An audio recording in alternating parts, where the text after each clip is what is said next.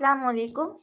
خوبصورت لفظوں کا سفر، محبت دل پر دستک، ایپیسوڈ 4، زالے اور نوفل کی بحث۔ دیکھ لو، اتنا آسان شکار نہیں ہوں میں، نوفل لاپرواہی سے بولا۔ زالے نے آگے کہا، یو آر ٹوٹلی امپاسبل نوفل۔ وہ حیران بھی تھی اور بے یقین بھی کہ جس مشاعرے میں وہ پلی بڑھی تھی وہاں تو اتنی عمر میں ایک لڑکی جانے کن کن حدوں کو چھلانگ لیتی تھی، اور ایک نوفل احمد تھا جسے ابھی ایک لڑکی بھی نہیں مل رہی تھی جو اسے پسند آ سکتی۔ بھائی اب تو کوئی اتنی اچھی لڑکی ملی ہی نہیں جسے اپنی پوری زندگی سونپ سکوں، وہ اطمینان سے کہہ رہا تھا۔ آج بتا ہی دو نوفل احمد، ایسا کیا ہوگا اس لڑکی میں جو جینی اور شیری میں نہیں تھا؟ وہ جج ہو کر کہہ رہی تھی۔ نوفل مسکراہٹ دباتے ہوئے شرارت میں بولا، اس کی آنکھیں شربتی اور بال شہد رنگ کے ہوں گے۔ یہ گلاس دیکھ رہے ہو نا، ضروری نہیں کہ زمین پر گر کر ہی ٹوٹے، میں اسے تمہارے سر پر بھی توڑ سکتی ہوں۔ اس نے جواباً بڑے سکون کا مظاہرہ کرتے ہوئے گلاس کو ٹیبل پر گھمایا اور ہلکا سا قہقہا لگا کر تعجب بھرے انداز میں پوچھنے لگا، اس کا مطلب ہے کہ شمائل خان کا اثر ابھی بھی ختم نہیں ہوا؟ تم دیکھنا تو صحیح، میں دنیا کے آخری کونے تک اس کا پیچھا کروں گی۔ اس کا لہجہ اپنے ارادے کی ہی طرح مضبوط تھا۔ وہی بزدل تھا، اس لیے تو پڑھائی چھوڑ کر بھاگ گیا تھا۔ پڑھائی چھوڑ کر نہیں، تمہیں چھوڑ کر، نوفل نے اسے چھیڑا تو وہ بڑے ناز سے مسکرا کر بولی، مجھے تو وہ کبھی بھی نہیں چھوڑ سکتا، اسی لیے تو چھپتا پھرتا ہے۔ پھر بھی اسے قدرے گھورتے ہوئے بولی، تم بات کو گھما پھرا کر کہاں لے آئے ہو؟ ہم تمہاری آئیڈیل لڑکی کی بات کر رہے تھے نا۔ آئیڈیل وغیرہ کچھ نہیں ہوتا یار، مجھے صرف خالص پن چاہیے، اس کے جذبوں میں، سوچوں میں، اس کے خوابوں میں، یعنی سب کچھ صرف میرے لیے ہو۔ وہ ایک ایک لفظ پر زور دے کر بولا تو چند لمحوں تک اسے دیکھتے رہنے کے بعد گہری سانس لے کر زالے نے کہا، پتہ نہیں تم مشرقی مردوں کو کیا کمپلیکس ہے، عورت خود سے تو کچھ نہیں ہونی ہی چاہیے، اس کے حواس بلکہ سانسوں تک پر حکمرانی چاہتے ہو تم لوگ۔ اس کا لہجہ بہت سلگتا ہوا تھا۔ اور یہ آج کہاں سے اٹھ رہی تھی؟ نوفل احمد اچھی طرح جانتا تھا، اسی لیے رسائن سے بولا، میں اتنا ظالم نہیں ہوں زال افریدی کہ کسی عورت کی سانسوں پر حکمرانی کرنے کے سوچوں۔ ہاں مگر اپنی بیوی کے جذبات و احساسات پر ہر لحظے پر صرف اور صرف اپنا تسلط دیکھنا چاہتا ہوں۔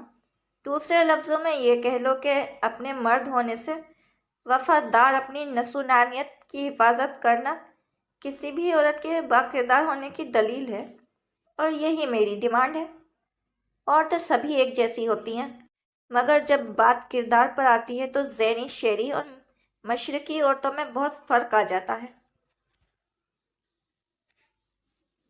تو زالے نے آگے کہا، اور تم خود لوگ سارے جہان کی عورتوں سے دوستیاں نبھاتے پھرتے ہو، مگر اپنی بیوی 7 پردوں میں قید چاہیے ہوتی ہے۔ پر نوفل نے آگے کہا، یہ تو باہمی رضامندی کا رشتہ ہے زالے، یوں ہی تو کسی سے دوستی نہیں ہو جاتی۔ اور جہاں تک بات ہے 7 پردوں میں قید، بیوی کی تو میرے نزدیک وہ مرد خوش قسمت ہوتا ہے جسے ایسی بیوی ملے، خود کو صرف اپنے شوہر کے لیے سمیٹ کر رکھنے والی، دوسرے مردوں کی نگاہوں سے محفوظ۔ وہ نرمی سے اپنا نظریہ پیش کر رہا تو زالے ایک گہری سانس لے کر بولی، تم بہت شدت پسند ہو نوفل، بالکل شمائل کی طرح۔ وہ بھی علی الاعلان خود کو شدت پسند ظاہر کرتا تھا، جبکہ تم چھپاتے پھرتے ہو، مگر ہو دونوں بالکل ایک ہی جیسے، وہ چڑھ کر کہتے ہوئے تنظر پر اتر آئی تھی۔ نوفل کافی حوصلے سے برداشت کر لیا، وہ جس مشاعرے سے آئی تھی وہاں ایسی باتوں کو شدت پسندی ہی کہا جاتا تھا۔ اوکے اوکے، اب یہ فضول بحث ختم۔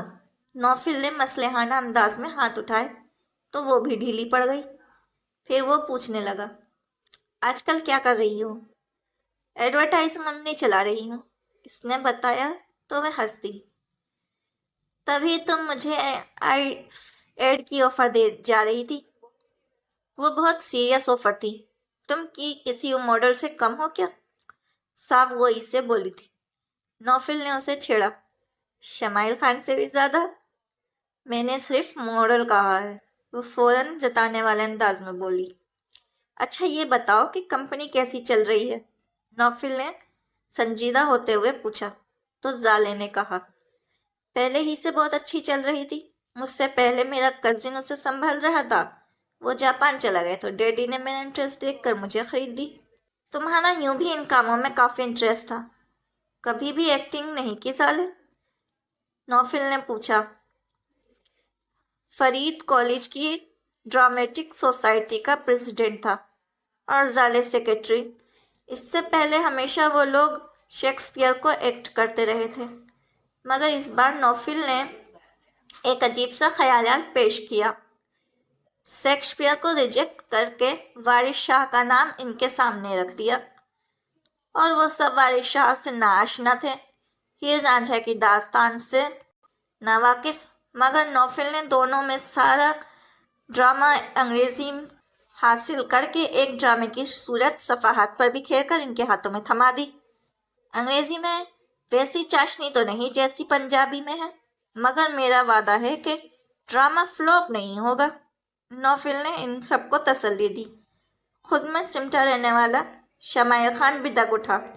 خدا کا خوف کھاؤ نوفل، میرے باپ کو پتہ چل گیا کہ میں زال افریدی کا رانجھا بنا ہوا ہوں تو وہ مجھے فون پر ہی شوٹ کر دے گا.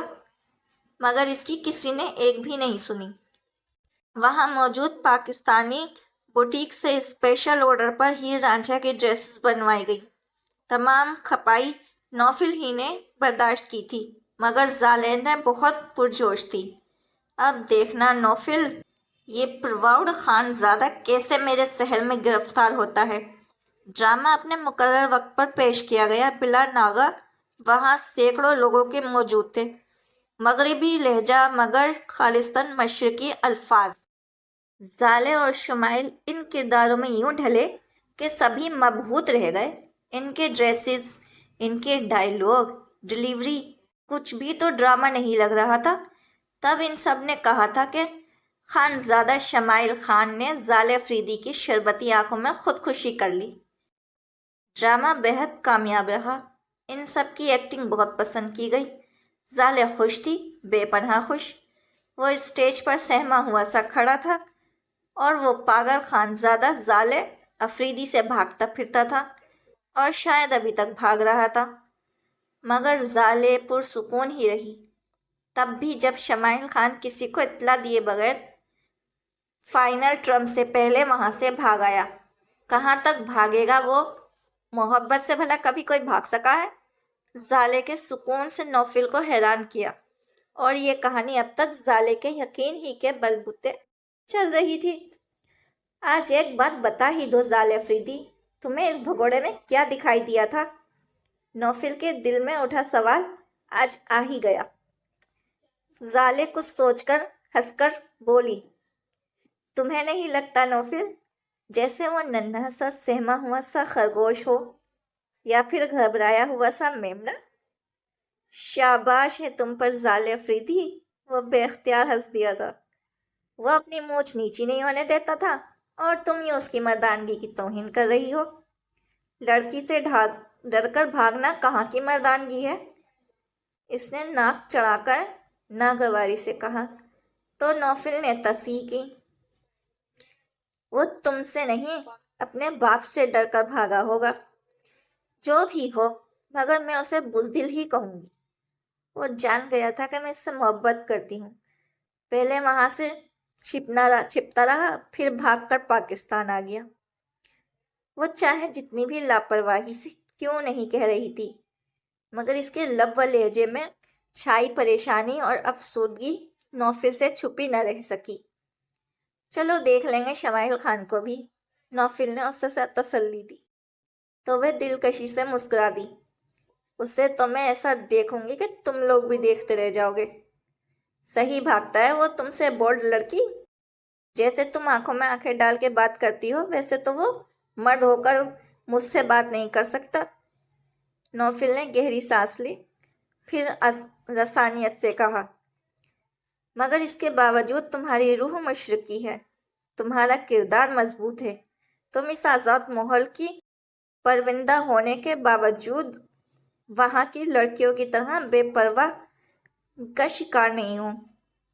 مشرقی روح تو اس میمنے کی ہے نوفل۔ یاد ہے نا جب کبھی ہم اسے زبردستی آؤٹنگ کے لیے لے کے جاتے تھے؟ وہ سارا وقت استغفر اللہ کا ورد کرتا رہتا تھا۔ وہ محظوظ ہوتے ہوئے یاد کر رہی تھی۔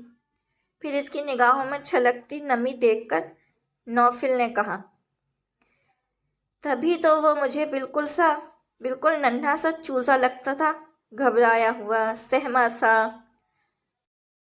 وہ اب تم سے بچ کے کہیں نہیں جا سکتا ظالے۔ اب کی بار اس کی آنکھوں میں آنکھیں ڈال کر کھڑی ہو گئی تو وہ اپنا دل نکال کر تمہارے قدموں میں رکھ دے گا۔ نوفل نے ہلکی سی مسکراہٹ کے ساتھ اسے چھیڑا تھا۔ کبھی نہیں نوفل، اس کی محبت میں جو کچھ مجھ پر بیت رہی ہے، اس کے بعد اگر وہ دل کی بجائے اپنی ایک نظر ہی میری نظر کر دے تو میں اس کی بھی کبھی بے قدری نہ ہونے دوں۔ خالصتاً مغربی ماحول میں پلنے والی زال افریدی کو یوں جوگن کے روپ میں دیکھ کر وہ ساخت رہ گیا تھا۔ وہ ابھی کچھ دیر پہلے والے زالے تو لگ ہی نہیں رہی تھی۔ بات بے بات ہنسی کہا لگاتی اس کی شربتی آنکھوں میں چھلکتی نمی نے نوفل کو شاکڈ کر دیا۔ یہ کیسی محبت تھی جسے یہ ہجر یا دوری بھی ختم نہیں کر پائی تھی بلکہ بڑھاوا دے رہی تھی۔ اور امریکہ جیسے ملک کی باسی زال افریدی نیو یارک کی سڑکوں پر استغفر اللہ اور لا حول ولا قوت پڑھنے والے شمائل پر مر مٹی تھی۔ پہلے میں بھی واصل کو محبت سمجھتی تھی نوفل، لیکن میں غلط تھی۔ محبت تو ہجر میں چھپی ہے، جدائی میں، بے بسی میں، ورنہ یہ جدائی اس محبت کو ختم کرنے کی بجائے بڑھاوا نہ دیتی۔ اس کی آنکھوں کی طرح اس کا لہجہ بھی نم ہوتے ہوئے شکست ہونے لگا تھا۔ میں کیا کہوں، مجھ پر تو ابھی یہ واردات بیتی ہی نہیں، اس نے بے چارگی سے کہا۔ تب وہ اسے گھورتے ہوئے ہنستی۔